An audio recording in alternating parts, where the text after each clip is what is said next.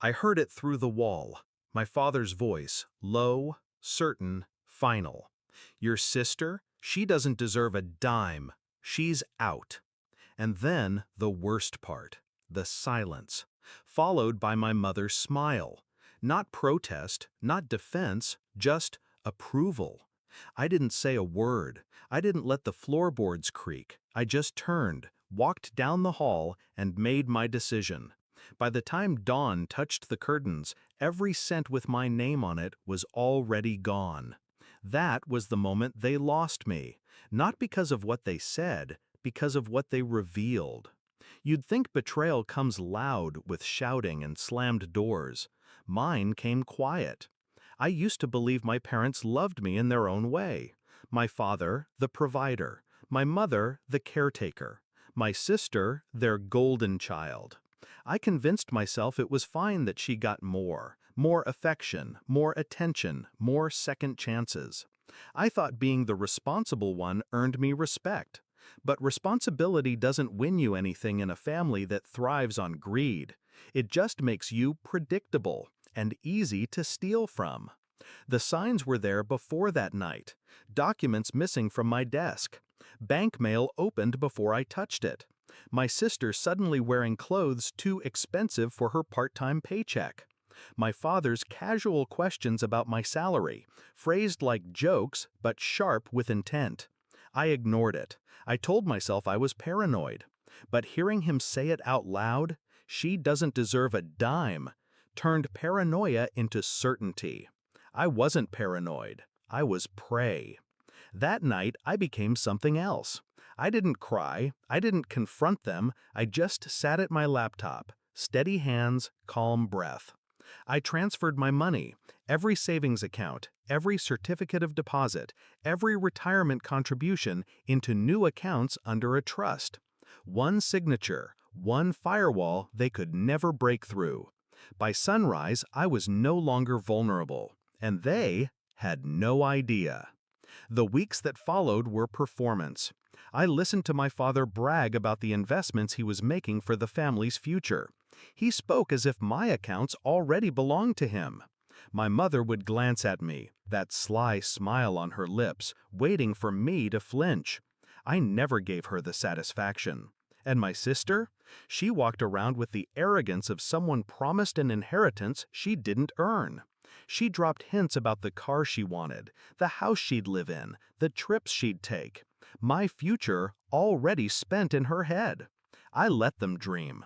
What they didn't know was this: the will they were counting on had already been rewritten. Months earlier, after one too many jokes about me being the independent one, I'd gone to my lawyer. I made changes, quietly, thoroughly. I left everything to someone else, someone outside the family. The details didn't matter to them because they'd never imagined they'd need to know. By the time my parents discovered my trust, my accounts were untouchable. By the time they tried to lean on me financially, their credit had already begun to rot. I'd reported the accounts they siphoned in my name, unauthorized use. The debt they thought they'd hidden under me came roaring back with their signatures all over it. I didn't need to ruin them. I just needed to stop protecting them from themselves. The confrontation came sooner than I expected. One evening, my father cornered me in the kitchen. His voice shook, but his pride tried to hold. "Where's the money?" I looked him in the eye, calm, steady, the way a surgeon looks at a patient already on the table. Safe. His jaw clenched. "It's family money. You don't just walk away." That was the first time I laughed. "Family?" I said. "You already decided I was out." My mother stepped in then, her smile thinner now, desperate. "We didn't mean it. You know how your father talks." I set my glass down on the counter. The sound echoed in the silence.